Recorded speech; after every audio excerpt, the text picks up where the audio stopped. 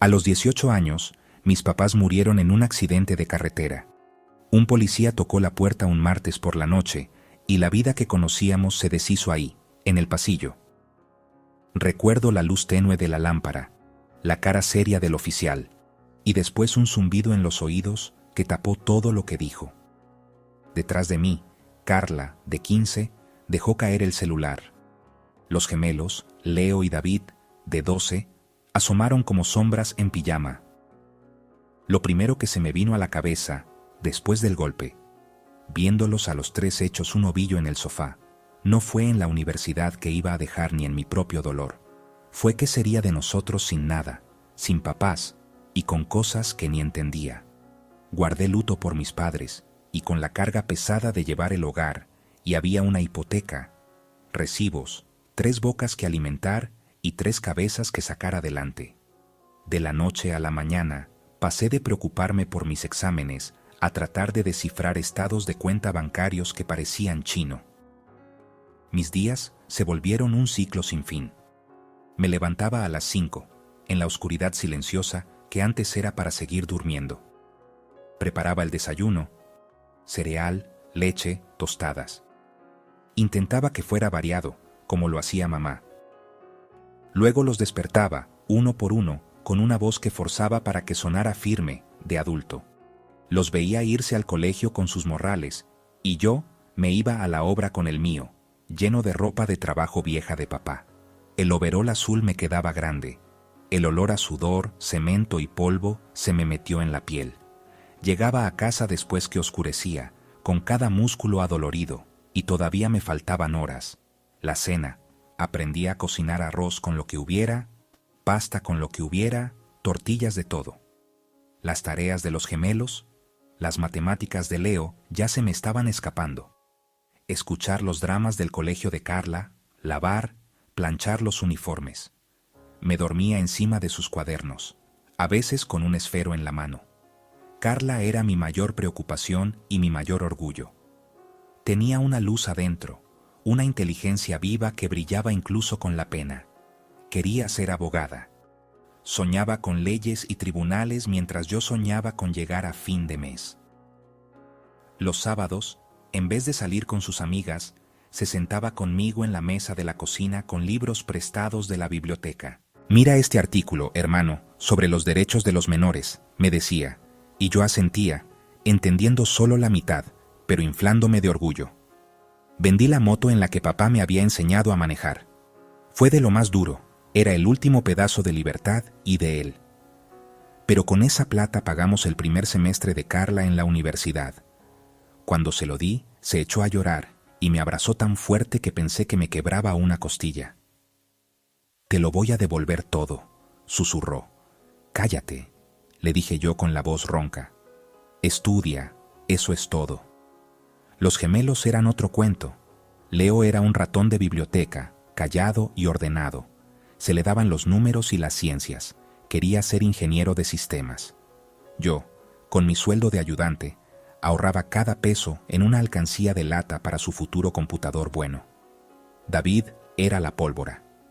Rebelde, deportista, frustrado. El fútbol era su escape, y su mayor tormento era no tener la misma ropa y tenis que sus compañeros. Me acuerdo de una pelea fea porque quería unas botas de marca que costaban un ojo de la cara. «Todos las tienen. Soy el único que queda como un ridículo», gritó. «Yo también soy el único ridículo que tiene que lavar tu ropa a las 11 de la noche», le grité yo, perdiendo la paciencia por primera y no última vez. Luego, él pegó un portazo y yo me desmoroné en silencio en el lavadero, sintiéndome el peor remedo de papá del mundo. Los años pasaron en una neblina de trabajo duro. Pasé de ayudante a oficial. Aprendí el oficio de verdad. Por las tardes y los fines de semana hacía trabajitos. Arreglar una llave que gotea aquí, pintar una sala allá, armar un mueble. Mis manos se transformaron. Ya no eran las manos de un estudiante. Eran manos con nudillos anchos, cicatrices de cortadas con latas, uñas siempre con una raya negra de grasa, callos duros como suelas. Mi ropa eran unos jeans viejos y camisetas de ferretería, siempre con una mancha de pintura o desellante. Dejé de verme con mis amigos. ¿De qué íbamos a hablar? Sus vidas eran universidad, rumba, novias.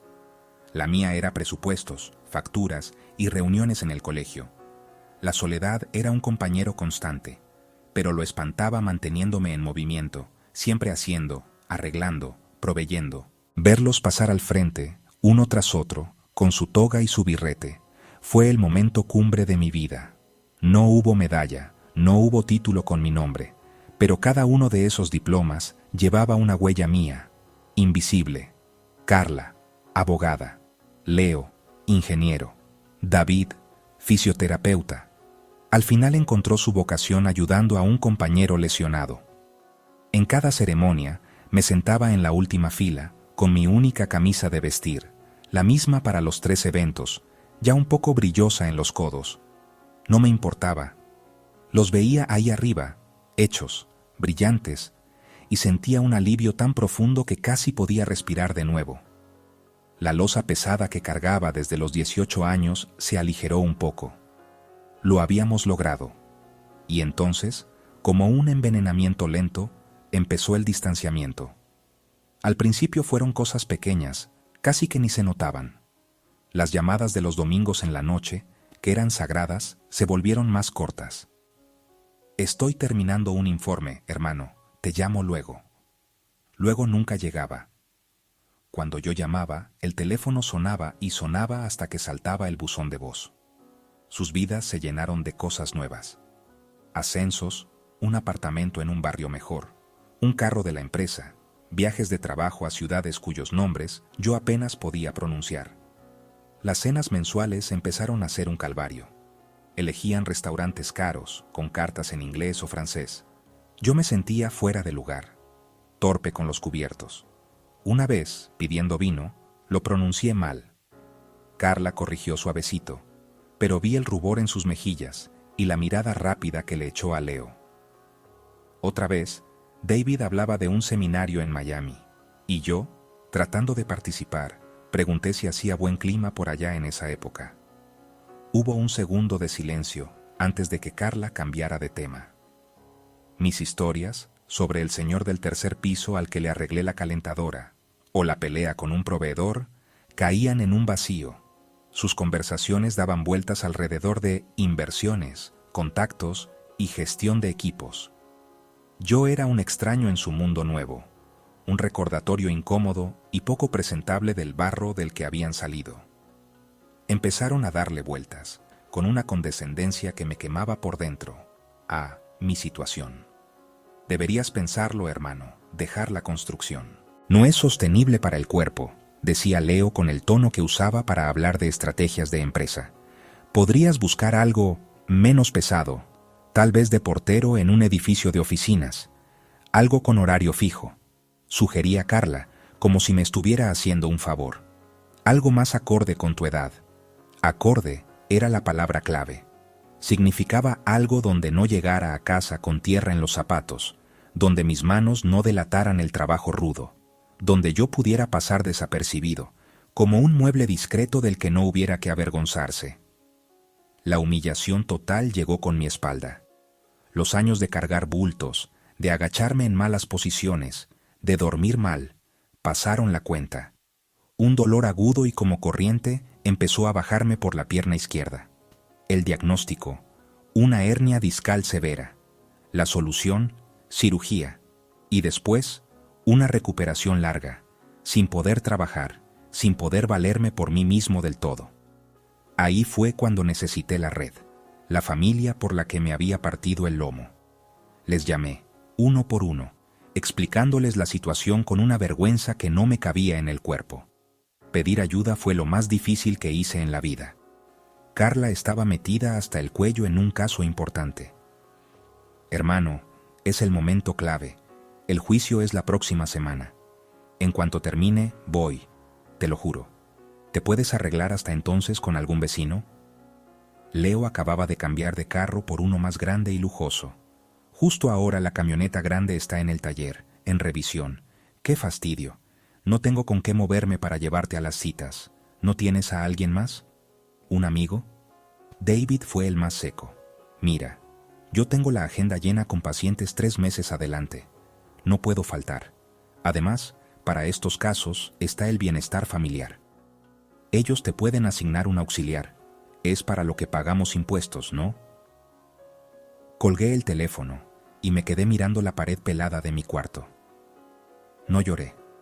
Sentí un frío que nacía en el centro del pecho y se extendía hasta las puntas de los dedos. Había cambiado mis sueños, mi juventud, mi salud, por su éxito.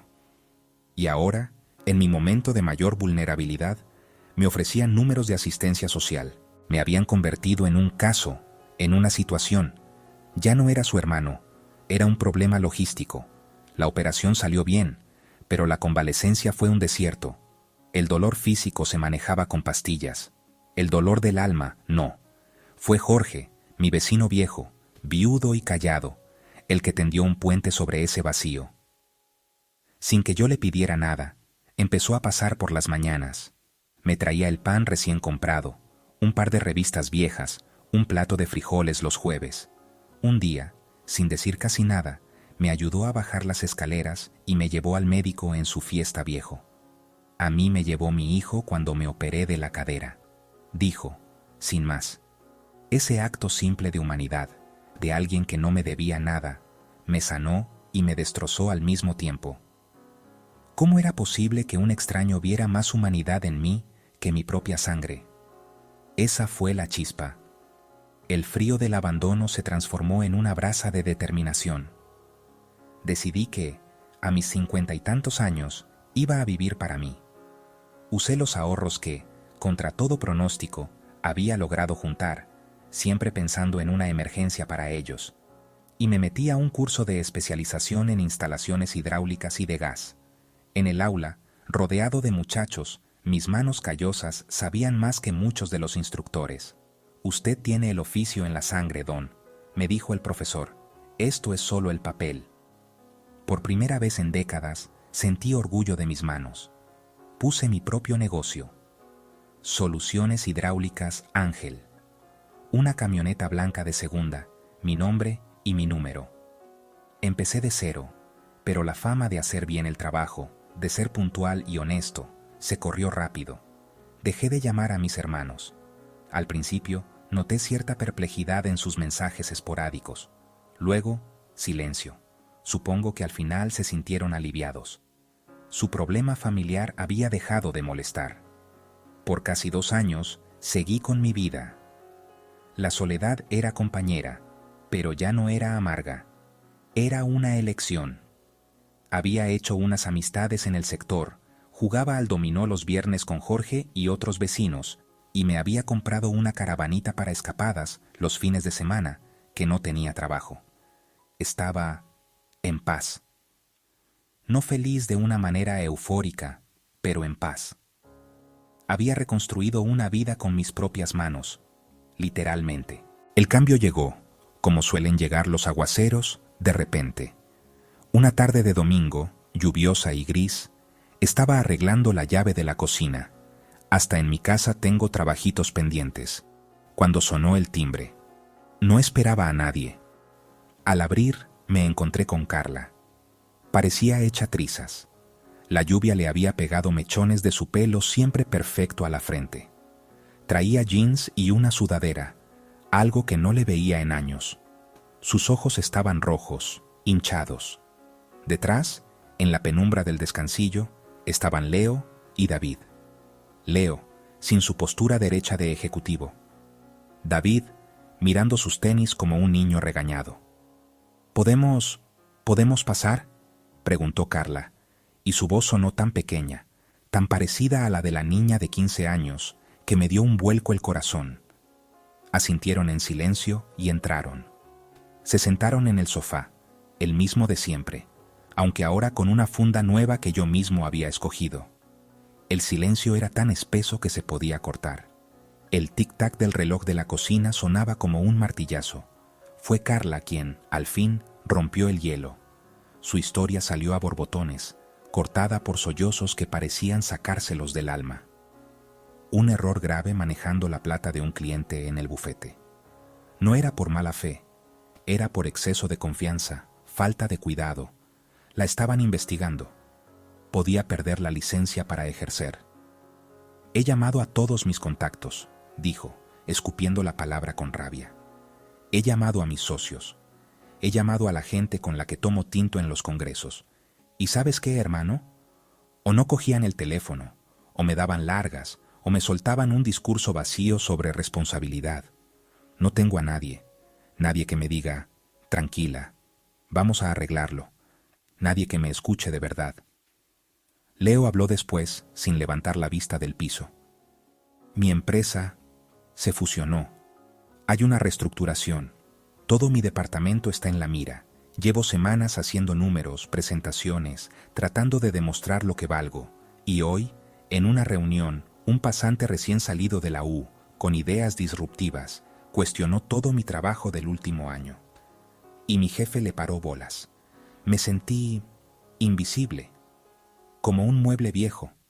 Me di cuenta de que en todos estos años no he hecho un solo amigo allí, solo rivales. Y en la casa, hizo un gesto vago. En la casa hablo de cifras, no tengo con quién hablar de esto. David fue el último. Su matrimonio, del que siempre alardeaba que era perfecto, se estaba yendo a pique. Discutimos por todo, por plata, por tiempo, por tonterías, y cuando trato de hablar con ella, solo sé dar consejos de fisio. Relájate, respira. No sé hablar de sentimientos. Y pensé en llamarte. Pero ¿qué iba a decirte, después de cómo te tratamos cuando estabas mal? Finalmente levantó la cara y me miró.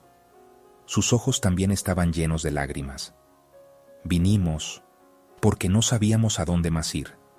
Porque cuando todo se cae, tú siempre fuiste el piso firme, y nos dimos cuenta de que te habíamos dejado caer a ti, y habíamos pavimentado ese piso con nuestra propia porquería.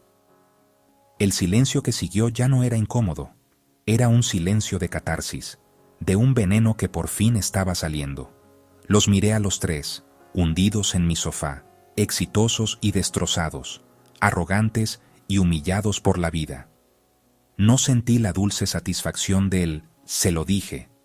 Sentí una pena enorme y un cansancio antiguo, y también, en lo más profundo, ese instinto animal de protector que nunca se había apagado del todo. «No puedo arreglar esto», dije, con una calma que me sorprendió a mí mismo. Mi voz sonó firme, la voz de un hombre que ya no tiene que demostrar nada. No puedo arreglar un expediente disciplinario, ni una fusión de empresas, ni un divorcio. No tengo ese poder. Lo que sí puedo decirles es que esta puerta no la cerré con llave. Pero la casa ha cambiado. Yo he cambiado.